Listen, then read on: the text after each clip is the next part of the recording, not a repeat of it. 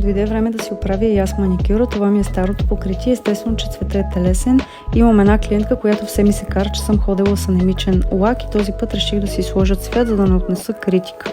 Най-голямата ми мъка е да си свалям лака с лявата ръка от дясната, но какво да се прави? И ето, че клиентката ми дойде. Както се вижда, тя има по-голяма нужда от маникюр и какво да я правя, нали съм си добра.